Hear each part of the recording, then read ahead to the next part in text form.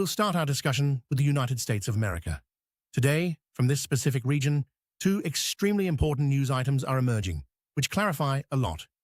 We'll begin by saying that today, or more precisely, these days, the US president signed a decree extending sanctions against Russia for another year. This is crucial news. Note that this news came precisely at the moment when the Geneva talks ended in failure. This is the first point. And second, this news of sanctions emerged just as the United States managed to significantly bolster its forces around Iran. And most experts are already saying that a strike on Iran is now inevitable. And it feels as though, generally speaking, all masks have been completely dropped.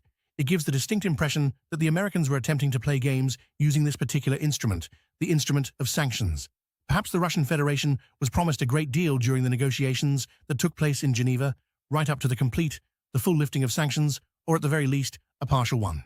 However, given that the negotiations completely failed, it's clear to us that the Americans immediately and without delay extended sanctions against the Russian Federation. Today, we are also receiving a great deal of important news coming out of Kyiv.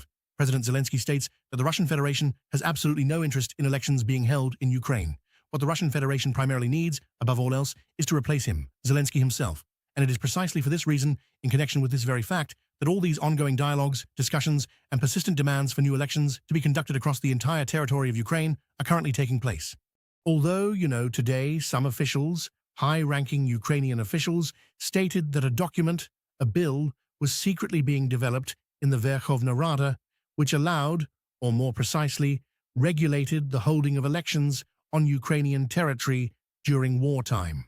However, today, a large number of media outlets, including the Western press, are also disseminating information that after the conclusion of the Geneva talks, or more precisely, after their failed conclusion, Zelensky demanded that Ukraine's new defense minister, Fedorov, develop a 3-year war plan. So, as we can clearly see, sanctions are being introduced, and we're receiving reports about a war plan being developed for another 3 years. So it truly gives the impression that Geneva was some kind of irreversible point of no return. Something truly dreadful occurred there, perhaps, from a diplomatic perspective between the delegations of the United States, Russia, and Ukraine. And following the conclusion of these negotiations, we are witnessing the introduction of sanctions. We are seeing some insights regarding the war's prolongation for at least 3 more years. So everything is painted in quite unpleasant and sad colors. Let's once again turn our focus back to the United States.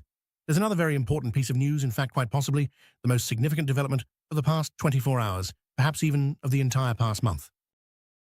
Today, the President of the United States of America, Donald Trump, has promised that in the very near future, the Pentagon will declassify information concerning the existence of extraterrestrial civilizations, aliens, and all that sort of thing.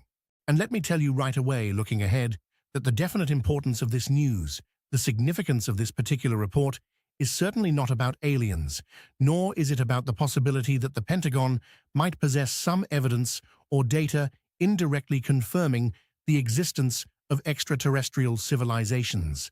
That is absolutely not what this is about. We must clearly and distinctly understand that the news, and indeed the very theory of extraterrestrial civilizations' existence, is, of course, a very interesting question, with many intriguing aspects. And if the Pentagon is also ready to provide certain photographs, video footage, satellite imagery, and audio recordings, which might perhaps indirectly confirm the presence and the very existence of extraterrestrial civilizations, then this would, first and foremost, lead to a situation when a large part, or perhaps a substantial portion, a significant segment of humanity, including people, the news media, the press, and just ordinary citizens who are keenly interested in political issues around the world, abruptly shift their focus to the topic of extraterrestrial civilizations. For 1, 2, 3 months, they will dedicate all their free time solely to these issues. Immediately, OSINT specialists, coordinates, geolocations, identifications, and so on and so forth will appear. So, there will be a vacuum for an extended period of time. This means that for a certain stretch, those who create the news agenda will be entirely focused on stories connected to extraterrestrial life, especially if the Pentagon provides such serious evidence.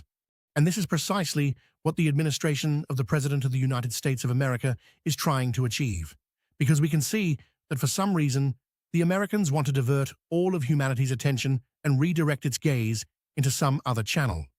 Well, if we analyze all the events currently unfolding across the globe, then of course, the impression is formed that the primary goal of these publications about extraterrestrial civilizations is simply to divert the attention of all humanity away from Iran. Today, a very powerful military grouping of the United States of America has been assembled around Iran. Today, in this sector, 2 aircraft carriers are concentrated, 2 carrier strike groups, a tremendous number of F-22, F-16, F-35 aircraft, 4th and 5th generation, and a large number of cruisers capable of launching Tomahawk missile strikes. Here, absolutely all U.S. bases in the Middle East are concentrated and utilized. These are only about 20 bases, distributed among Jordan, Kuwait, Bahrain, Saudi Arabia, and Qatar. Hundreds of planes. Every day, you and I observe those satellite images that are shared by Chinese companies and various Chinese intelligence communities. A tremendous number of aircraft, fuel tankers, AWACS planes, and other equipment. And such a contingent, such a large mass of hardware from the US side, we haven't observed for a long time. And the military grouping that has already been assembled around Iran at this very moment, it already surpasses by 20 to 30% the grouping that we could observe in the vicinity of Iran during May to June of 2025, when the initial strikes were carried out against its nuclear infrastructure facilities. So today, the news about extraterrestrial civilizations is focused on just one thing: to divert attention before the start of an operation. This is because Trump has already announced that the Pentagon will very soon make an announcement regarding all these extraterrestrial civilizations or any concrete evidence. There is an extremely high probability that along with these, an operation will commence against Iran's nuclear infrastructure facilities and also against sites of Iran's ballistic missile program. What exactly is the Russian Federation doing? And China is conducting joint military exercises. There are also photographs being published showing how Iranian special forces, possibly in conjunction with Russian units, are carrying out various drills off the coast of Iran, specifically in the Persian Gulf, and so on and so forth. However, we clearly understand that all these drills are likely just a media response, nothing more. The group is quite powerful, and simple drills like these certainly won't suffice. And of course, the main question is Iran's air defense. Are Iran's air defenses ready for the events that might unfold this very weekend? And of course, at this moment, Iran's air defense consists exclusively of systems provided by the Russian Federation and China, reconnaissance plus some installations. And the question is, how many air defense systems were provided to Iran? And to get an answer to that question, of course, we need to return to Russia itself and see what is happening there. And what's occurring here is that for what is likely the 10th consecutive day, the Ukrainian side is launching hundreds of drones deep into the territory of the Russian Federation, thereby stretching their air defense systems from the northern and northeastern sectors towards the southern and southeastern sectors. Today, this particular map was published, and here, as you can see, we have the approximate flight paths of Ukrainian drones. And today, the Ministry of Defense of the Russian Federation, throughout the day, has issued several reports detailing the results of their efforts to counter these drones. Yesterday, for example, in the interval between 4 p.m.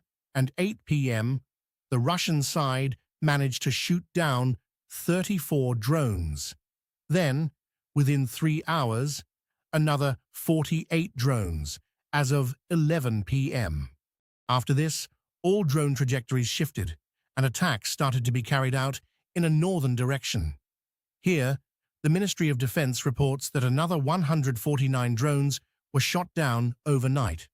So, for another day, approximately 300 more drones flew towards various infrastructure facilities of the Russian Federation. But what we are seeing here is that the Russian side is attempting to adapt to Ukraine's new tactics, because shooting down these plywood drones coming from Ukraine with expensive missiles is, shall we say, a rather costly endeavor. Therefore, the Russian side is adapting as much as possible. Overnight, several video materials were published where we can observe the operation of Russian air defense systems. In these frames, we can clearly see what appears to be a genuine air defense system, specifically designed for shooting down drones. And here, we witness drones being intercepted and shot down somewhere in the Black Sea region. Also, over the course of the last 24 hours, footage showing the operations of Russian Ka-52 helicopters has been very widely disseminated. This is a new development, a novel approach within the air defense system of the Russian Federation. In these frames, we see Russian Ka-52s hunting dozens of Ukrainian drones that are flying over the territory of the Russian Federation. According to the author of this video, and also based on information from open sources, it was reported that just one of these days, either yesterday or the day before, the Russian side, utilizing several Ka-52 helicopters, or perhaps even just one, managed to successfully shoot down a minimum of 25 drones out of the 300 that had been launched deep into the territory of the Russian Federation. So, it's quite possible that these plywood drones will, in the near future, be shot down more frequently by helicopters or other types of equipment, but certainly not by expensive missiles, which it's very likely will be extremely useful in the very near future, somewhere in the Middle East. And of course, we always keep in mind the history surrounding the Cuban region. I remind you that the president of the Russian Federation repeatedly made remarks to the American side about the unacceptability of blocking Cuba, as well as imposing any sanctions and duties against the Russian fleet, especially a commercial one, which, it appears, is currently attempting to deliver petroleum products to the territory of Cuba, which, after experiencing problems and an incident in Venezuela, stopped receiving Venezuelan oil. It's hard to say right now what Cuba's fuel storage and reserves are like, but they are clearly nearing their end, depleting daily. And Americans will certainly return to the Cuban question, but only when there's not a single drop of oil left. But it seems the Russian side is currently trying to resolve this situation. Let's return to Russia, and more footage has been published. This is an air defense system known as Yolka, another advanced development from the Russian defense industry, a highly effective unmanned aerial vehicle which very efficiently deals with other drones, especially those used for reconnaissance. In these frames, we can observe its operational principle and also its effectiveness in action. That is, just as in principle with satellite communications, the Russian side, I'll remind you, satellite communication means drones or satellites, or even general hot air balloons that are capable of transporting 5G equipment, and so on and so forth. The same applies to the air defense system. The Russian side is making efforts to diversify its defense developments and to identify the most suitable combination among various types, so that its air defense system would be not only highly effective, but also economically viable. All right, let's now turn our attention back to Ukraine. Today, a substantial amount of news is also coming in from the front lines. We're receiving information about massive strikes on energy infrastructure facilities. Today, information is being received that a strike was carried out against the substation Snegorevka 154, located in the area of the settlement of Kherson. There is no objective control footage. There is only information that the strike occurred. But regarding objective control footage, today, video materials are arriving from the Dnipropetrovsk region, from the area of Vasilivka settlement. These frames were published tonight. The strike was apparently carried out against a populated area, possibly targeting warehouses or perhaps some energy infrastructure facility. Today, throughout the day, the strike was directed at the central part of the city of Zaporizhzhia. In this particular instance, the strike targeted a 150 kilovolt substation located in the vicinity of Pribrezhnaya Street and the Pribrezhnaya Highway. These are the images that were published today by various sources from that area. The strike was carried out by two Buran-type unmanned aerial vehicles. So, we see that the Russian side continues to strike energy infrastructure facilities, gradually and in parallel, preparing for another massive strike, which, according to various experts, could already take place tonight, on the night of February 21st, 2026. Next, we will discuss with you the situation on the ground. Today, only a small amount of information is coming in. Overall, if we summarize all the information that was published today, some positional battles have been recorded. That is, the front line has not changed at all in any single sector. It's possible there's some serious adjustment in the Lyman area, but on all other sections of the front, the line is stable. But let's discuss everything in detail, and we will start directly with the Zaporizhzhia sector. And today, more and more evidence, more and more information indicates that the Russian side has managed to completely stabilize the front line along the railway from the settlement of Zaliznichne to Ternuvati. At the present moment, it appears that the Russian side is completing its regrouping before a possible offensive begins further to the west, towards three settlements, Razdvianka, Vozdvizhenka, and Verkhnya Tersa. It's difficult to say when this offensive will start. However, considering current talk about aliens and an operation being prepared in Iran, there's a very high probability that the more active phase of the offensive will begin either simultaneously or slightly after the start of the American operation in the Middle East. The map was also not updated or corrected in the northern sector. We have several video materials that were published from the settlement of Zlogoda, which indirectly confirm the current front line. These frames show us drone strikes targeting the positions of the Russian Federation's armed forces within the area of this specific barracks. This footage confirms at the very least the current front line, and that the Ukrainian side has not yet managed to advance beyond Privilia. Next, we are moving with you towards the Dobropoli-Konstantinovka direction. Here, there have been no changes. Russian units have begun actively storming a strongpoint located south of the settlement of Dolgaya Balka.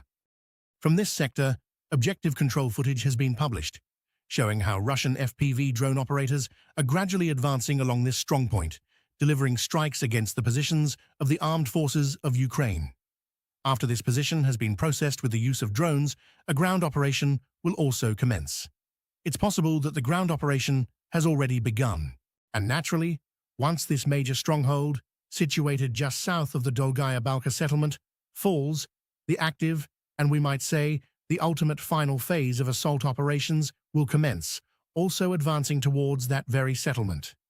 We can see, based on the objective control footage, that the assault activities in this sector are still in their initial stages. In the Sloviansk direction, the main combat operations, the primary news today, is coming to us from, let's say, the northern part of the Donetsk region. Today, the Ukrainian side seems to be launching a local counter-offensive, small counter-operations in the area of the settlements of Sviatohirsk, Sosnova, Oleksandrivka, Yarova. Information is coming in about ongoing battles in the Sviatohirsk area. However, as a result of these battles, the Ukrainian side was forced to retreat from the central part of the settlement. Pro-Russian sources report today that the central part of Sviatohirsk settlement is in a grey zone. Further north, the Ukrainian side launched a series of counterattacks near the settlement of Sosnova.